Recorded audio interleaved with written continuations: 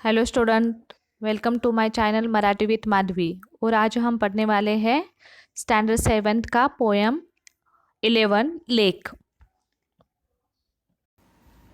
ये पोएम लिखा है अस्मिता जोगदंड चांदने इन्होंने।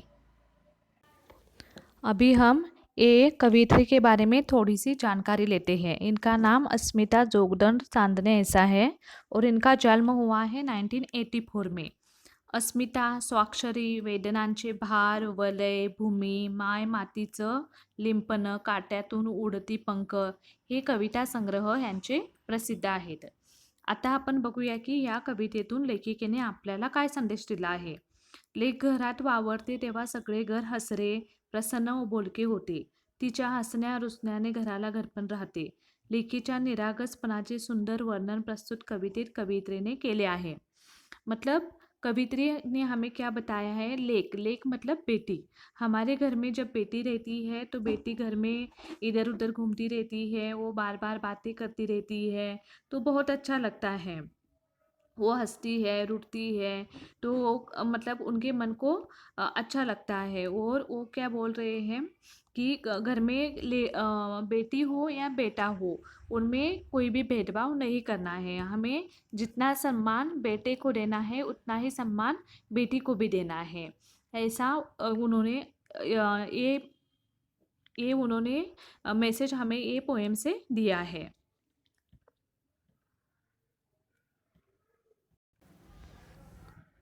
अभी हम पोएम स्टार्ट करने वाले हैं।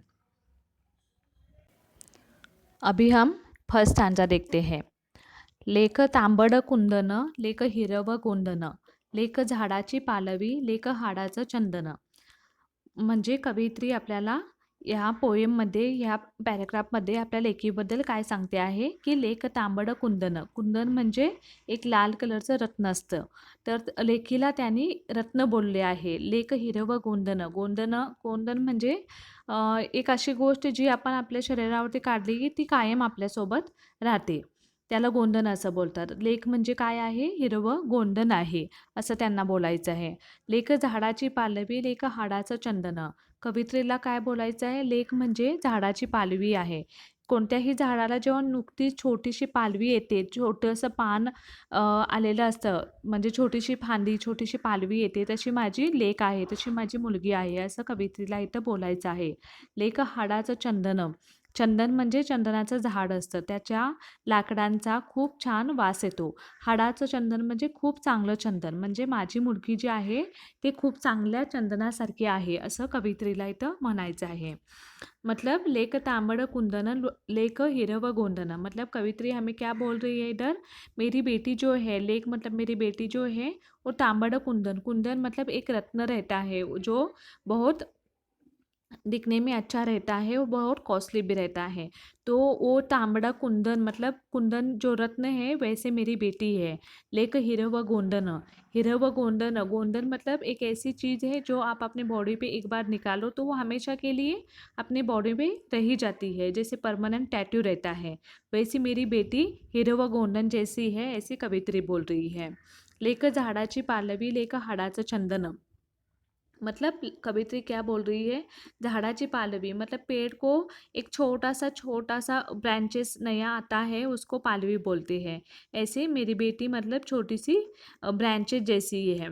लेकर हाडाचं चंदन, हाडाचं चंदन मतलब अच्छा वाला चंदन, चंदन का ट्री रहता है और वो ट्री के लकड़ी का बहुत अच्छा स्मेल आता है और बहुत चीज़ों के लिए हम चंदन यूज़ करते हैं। तो वो अच्छा वाला चंदन मतलब क्या है, मेरी बेटी है, ऐसे कवित्री हमें बता रही है। और ये पोएम में मतलब ये स्टांजा में दो राइमिंग वर्ड है, एक कुंदन और दूसरा है चंदन। ये आप अंडरलाइन कर लीजिए। अभी हम नेक्स्ट स्टांजा देखते हैं। लेक असता मनाची सारी काळजी मिटते, लेक असता घराची रोज समयी पेटते। म्हणजे कवित्री इथं काय बोलत आहे, जेव्हा मी माझ्या लेकीची म्हणजे माझ्या मुलगीची काळजी म्हणजे माझ्या लेकीचे विचार करत असते तेव्हा मला कुठलीच काळजी वाटत नाही। लेक असता घराची रोज समयी पेटते। आणि लेक जेव्हा म्हणजे त्यांची मुलगी जेव्हा घरामध्ये असते तेव्हा असं वाटत असते की रोज समयी पेटलेली आहे। समयी म्हणजे देवाजवळ लावलेला जो लांब दिवा असतो त्याला समई बोलतात. तर जेव्हा त्यांची मुलगी घरी असते तेव्हा त्यांना असं वाटतं की देवाजवळ समई पेटलेली आहे. मतलब लेक असता मनाची सारी काळजी मिटते, लेक असता घराची रोज समई पेटते.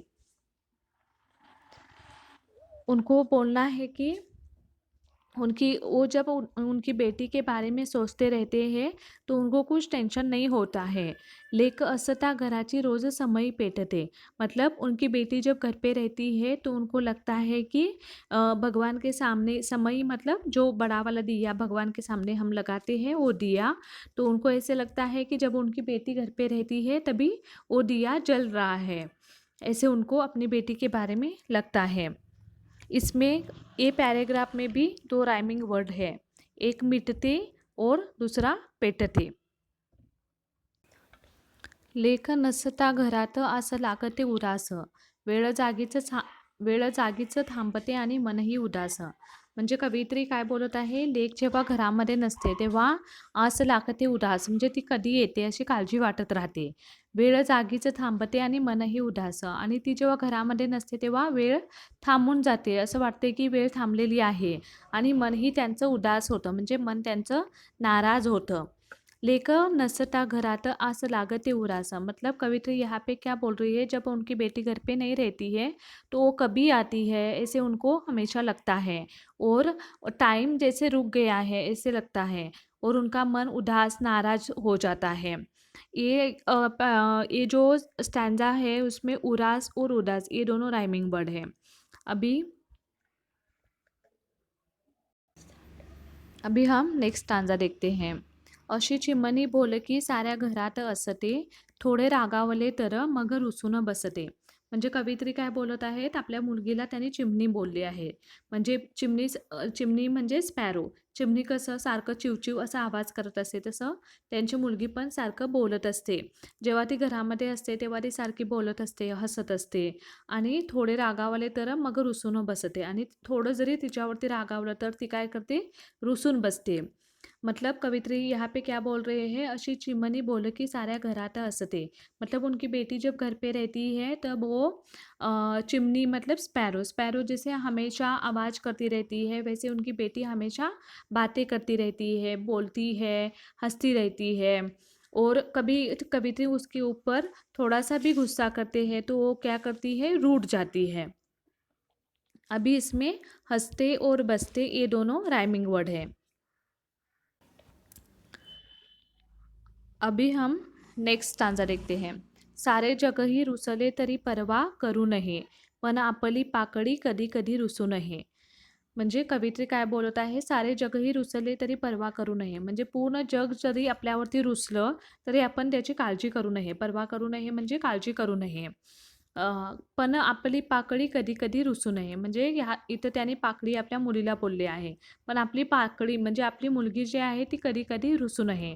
मतलब कवित्री यहाँ पे हमें क्या बोल रहे हैं, सारे जगह ही रुसले तरी परवाह करू नये। जग मतलब जग मतलब वर्ड, पूरा वर्ड भी हमसे रूठ गया तो परवाह करने की ज़रूरत नहीं है, मतलब टेंशन लेने की कुछ ज़रूरत नहीं है। परवाह करू नहीं मतलब टेंशन नहीं लेना है। पर आपली पाकड़ी कभी कभी रुसू नये, पाकड़ी मतलब जो फूल का पेटल्स रहता है उसको पाकड़ी बोलते हैं। तो कवित्री ने अपनी बेटी को फूल का पेटल्स बोला है और बोल रहे हैं कि आपली पाकड़ी कभी कभी रुसू नये, मतलब हमारी जो बेटी है वो हमसे कभी भी रूठनी नहीं चाहिए। इसमें करू नये आणि रुसू नये ये दोनों राइमिंग वर्ड है। अभी नेक्स्ट स्टांजा। फक्त लेकीला कळते अरे निसर्गाची भाषा, काळ्या रात्रीला लागते जशी सकाळची आशा। म्हणजे कवित्री काय बोलत आहे, फक्त लेकीला फक्त मुलींनाच निसर्गाची भाषा समजते, काळ्या रात्रीला लागते कशी सकाळची आशा, म्हणजे रात्री जेव्हा अंधार होतो तेव्हा अंधार होतो आणि अंधारानंतर सकाळ होणार असते, म्हणजे प्रकाश येणार असतो, तशी प्रकाशमय त्यांची मुलगी आहे माझ्या आयुष्यामध्ये। म्हणजे कवित्रीला असं बोलायचं आहे की आमच्या आयुष्यामध्ये एक प्रकाश या रूपाने आपली मुलगी आहे। मतलब कवित्री यहाँ पे क्या बोल रही है, फक्त लेकीला कळते अरे निसर्गाची भाषा। मतलब कवित्री क्या बोल रही है कि खाली बेटी लोगों को नेचर की, निसर्गाची मतलब नेचर की लैंग्वेज समझ में आती है। काळ्या रात्रीला लागते कशी सकाळची आशा। मतलब जब रात होती है तब अंधेरा हो जाता है, और अंधेरे के बाद सुबह होने वाली रहती है, सुबह होती है तब उजाला हो जाता है। तो उजाला जैसा है वैसे मेरी बेटी मेरी ज़िंदगी में है। मतलब मेरी ज़िंदगी में उजाला बनके मेरी बेटी आई हुई है। ऐसे बहुत सुंदर वर्ड्स में उन्होंने बेटी के लिए बहुत अच्छा पोयम लिखा है। अभी हम स्वाध्याय देखते हैं। इसमें फर्स्ट क्वेश्चन है, खालील प्रश्नांची 1-2 वाक्यात उत्तरे लिहा। इसमें फर्स्ट क्वेश्चन है, लेक घरात नसताना कवित्रीची अवस्था कशी होते। मतलब उनकी बेटी जब घर पे नहीं रहती है तभी कवित्री को कैसे लगता है। इसका आंसर क्या है, लेक घरी नसते तेव्हा कवित्रीच्या मनाला तिची ओढ लागते, ती नसताना वेळ थांबते आणि मन उदास होते। मतलब यहाँ पे क्या बताया है, जब उनकी बेटी घर पे नहीं रहती है तो उनको लगता है कि वो कभी आने वाली है। ऐसे वो राह देखते देखते हैं अपनी बेटी का, और उनका टाइम रुक जाता है, और वो उदास हो जाते हैं, उनका मन उदास नाराज हो जाता है। अभी सेकंड क्वेश्चन, कवित्रीने लेकीला बोलकी चिमणी का म्हटले आहे। मतलब इसका मीनिंग क्या है, कवित्री ने अपनी बेटी को चिमनी मतलब स्पैरो ऐसे क्यों बोला हुआ है। स्पैरो मतलब स्पैरो हमेशा चिव चिव ऐसे आवाज़ करती रहती है, वैसे उनकी बेटी भी हमेशा बातें करती है, इसलिए उन्होंने अपनी बेटी को बोल की चिमनी बोला है। चिमनी मतलब उसका आंसर यही है कि चिमनी जैसे चिवचिवत रहते, म्हणजे स्पैरो जैसे हमेशा चिवचिव ऐसे आवाज़ करती है, वैसे उनकी बेटी भी हमेशा बातें करती रहती है, इसलिए उन्होंने अपनी बेटी को बोल की चिमणी ऐसे बोला है। अभी थर्ड क्वेश्चन, कवितेतील लेख केव्हा रुसून बसते। मतलब ये पोइट्री में जो लेख है बेटी है वो कभी रूठ जाती है। तो इसका आंसर क्या है, कवित्री जेव्हा थोडीशी रागावते तेव्हा ती रुसून बसते। मतलब इसका मीनिंग क्या है, जब कवित्री उसको थोड़ा सा गुस्सा करते हैं तभी वो रूठ जाती है। अभी क्वेश्चन 2, खालील आकृत्या पूर्ण करा। उसमें फर्स्ट क्या है, कवित्रीला जाणवलेली लेकीची विविध रूपे। मतलब कवित्री को अपने बेटी के बारे में क्या क्या लगता है। तो उसका आंसर क्या है, वो उन्होंने अपनी बेटी को क्या बोला है, हिरवं गोंधन बोला है, तांबडं कुंदन बोला है, पाकळी मतलब पेटल्स बोला है, झाडाची पालवी बोला है, बोलकी चिमणी बोला है, और हाडाचं चंदन बोला है। दूसरा क्या है, लेक घरात असल्याचे कवित्रीला जाणवणारे फायदे। मतलब उनकी बेटी जब घर पे रहती है तभी उनको क्या क्या लगता है।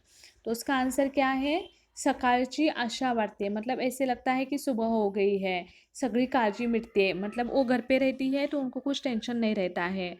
रोज़ समय पेटते, घर हंसते, मतलब घर में अच्छा एनवायरनमेंट रहता है, सब लोग खुश रहते हैं, उदास वाटत नाही, मतलब वो नाराज नहीं होती है, कशाचीही परवा वाटत नाही, मतलब कोई भी उनको टेंशन नहीं रहता है। अभी हम खेळूया शब्दांशी, ये देखते हैं। कवितेतील शेवट समान असणारे शब्द लिहा। उदाहरण एग्जाम्पल, कुंदन गोंदन, मतलब ये राइमिंग वर्ड है। ये राइमिंग वर्ड पोएम पढ़ते टाइम भी मैंने आपको बताया था। जैसे कुंदन चंदन, उसके बाद मिटते पेटते, उसके बाद उरास उदास, उसके बाद हंसते बसते, उसके बाद करू नहीं रुसू नहीं, और लास्ट आंसर में भाषा और आशा।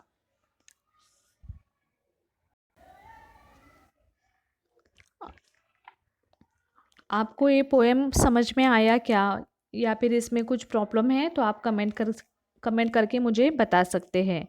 और मेरा टीचिंग आपको अच्छा लगता है तो प्लीज़ मेरे चैनल को सब्सक्राइब और लाइक करना। Thank you.